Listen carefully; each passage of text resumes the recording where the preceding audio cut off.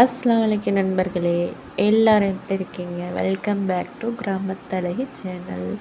என்னடா இது டொமேட்டோ எப்படி இருக்குன்னு பார்க்குறீங்களா? இது ஒரு ஷார்ட்ஸாக போட்டிருப்பேன். ஆக்சுவலி வந்து நெல்லிக்காய் சைஸ்லேருந்து ஆப்பிள் சைஸ் வரைக்குமே இருந்துச்சு தக்காளி.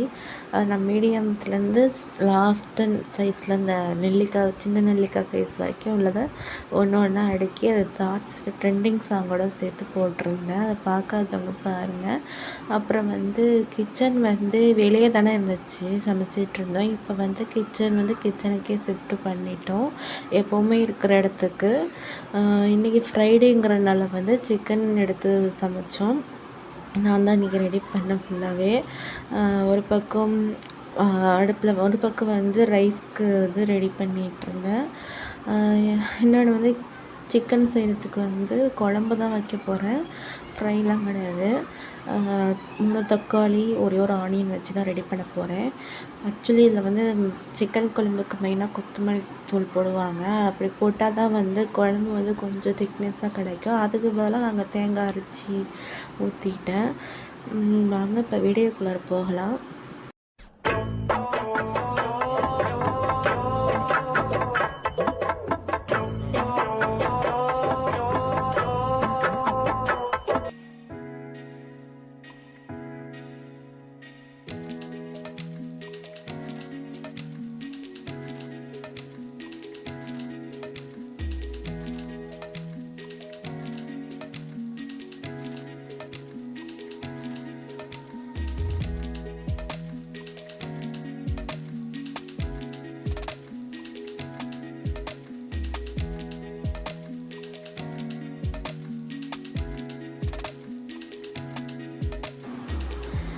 அப்புறம் சிக்கன் வந்து சூடு, ஆனால் நமக்கு வந்து எப்போயாவது வீக்லி ஒன்ஸ் எடுத்துக்கிட்டாக்கா ஒன்ஸ் இல்லைன்னு 2 வாட்டி 3 வாட்டி கூட எடுத்துக்கலாம். நம்ம அதுக்கு தகுந்த மாதிரி கொஞ்சமாக எடுத்துக்க வேண்டாம். பீஸ் என்ன சொல்கிறீங்க? சிக்கன் கொஞ்சம் சில பேருக்கு ஃபேவரட்டாக இருக்கும்.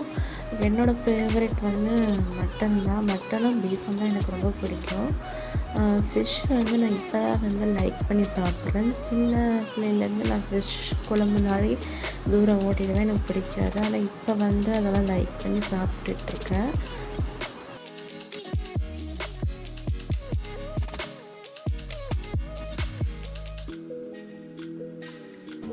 அவ்வளோதான் ஃப்ரெண்ட்ஸ். இது வந்து லாஸ்ட் அண்ட் ஃபைனலாக வந்து தேங்காய் கரைச்சி ஊற்றினதுக்கப்புறம் அதுக்கப்புறமா ஒரு மசாலா எப்படி இருக்குன்னு பார்த்துட்டு தேவையான அளவு அதுவும் மசாலா ஆட் பண்ணி, இல்லாத மசாலா காரம் இல்லைனா அதுக்கேற்ற மாதிரி போட்டுக்கிட்டு ஆட் பண்ணிக்கிட்டேன்.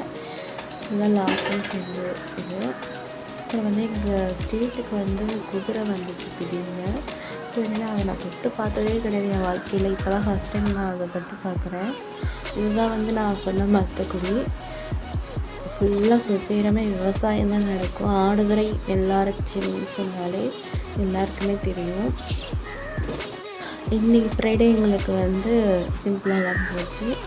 ஓகே ஃப்ரெண்ட்ஸ், நெக்ஸ்ட் ஒரு விலாகில் பார்க்கலாம். பாய், அஸ்ஸலாமு அலைக்கும்.